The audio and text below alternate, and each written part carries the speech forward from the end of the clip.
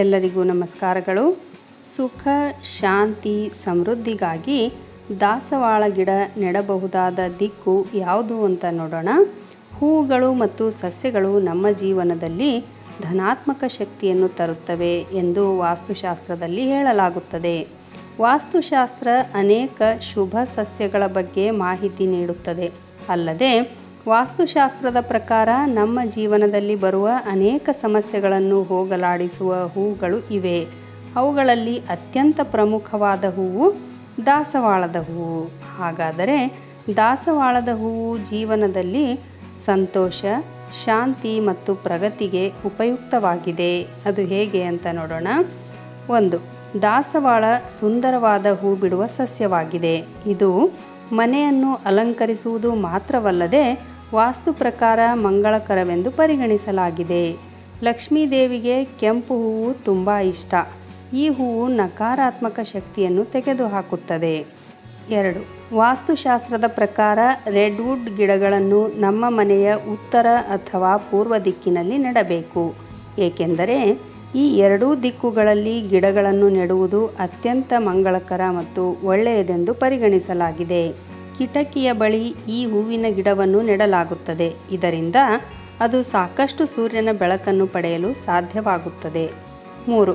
ಹಿಂದೂ ನಂಬಿಕೆಗಳ ಪ್ರಕಾರ ಮಂಗಳವಾರದಂದು ಆಂಜನೇಯನಿಗೆ ಕೆಂಪು ಹೂಗಳನ್ನು ಅರ್ಪಿಸುವುದು ತುಂಬ ಮಂಗಳಕರವೆಂದು ಪರಿಗಣಿಸಲಾಗಿದೆ. ಇದರೊಂದಿಗೆ ಕೆಂಪು ದಾಸವಾಳದ ಹೂವನ್ನು ಸೂರ್ಯ ದೇವರ ಪೂಜೆಯಲ್ಲಿ ಬಳಸಲಾಗುತ್ತದೆ. 4. ದಾಸವಾಳದ ಹೂವು ಹಲವು ಬಣ್ಣಗಳಲ್ಲಿ ಬರುತ್ತದೆ. ಆದರೆ ಕೆಂಪು ದಾಸವಾಳದ ಹೂವು ಹಣಕಾಸಿನ ಸಮಸ್ಯೆಗಳನ್ನು ತೆಗೆದುಹಾಕಲು ಅತ್ಯಂತ ಪರಿಣಾಮಕಾರಿ ಎಂದು ಪರಿಗಣಿಸಲಾಗಿದೆ. ಶುಕ್ರವಾರದಂದು ನಿಮ್ಮ ಮನೆಯ ಸಮೀಪವಿರುವ ಮಹಾಲಕ್ಷ್ಮಿ ದೇವಸ್ಥಾನಕ್ಕೆ ಭೇಟಿ ನೀಡಿ ಮತ್ತು ಈ ಕೆಂಪು ಹೂವನ್ನು ಅರ್ಪಿಸಿರಿ.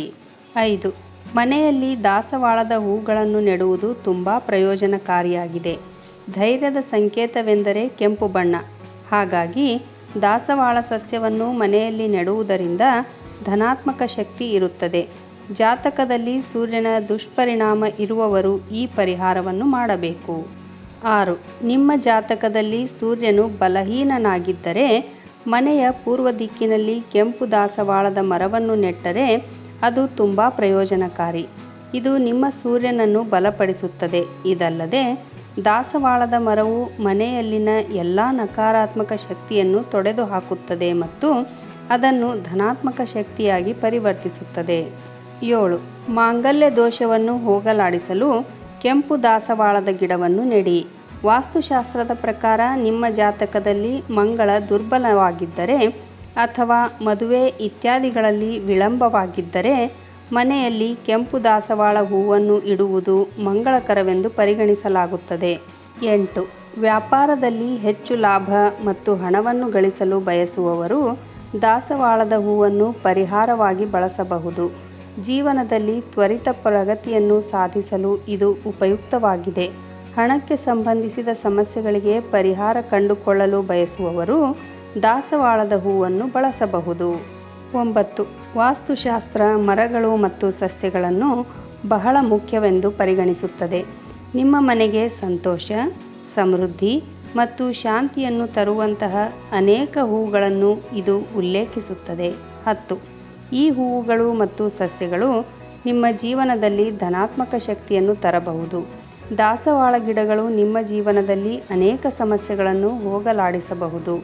ಇದೇ ರೀತಿ ಉಪಯುಕ್ತ ಮಾಹಿತಿಗಳಿಗಾಗಿ ನನ್ನ ರತ್ನವಾಣಿ ಚಾನಲನ್ನು ಸಬ್ಸ್ಕ್ರೈಬ್ ಮಾಡಿಕೊಳ್ಳ್ರಿ. ಹಾಗೆ ಒಂದು ಲೈಕ್ ಕೊಡೋದ್ರ ಜೊತೆಗೆ ಹೆಚ್ಚು ಜನರಿಗೆ ಈ ವಿಡಿಯೋವನ್ನು ಶೇರ್ ಮಾಡಿರಿ. ಧನ್ಯವಾದಗಳು.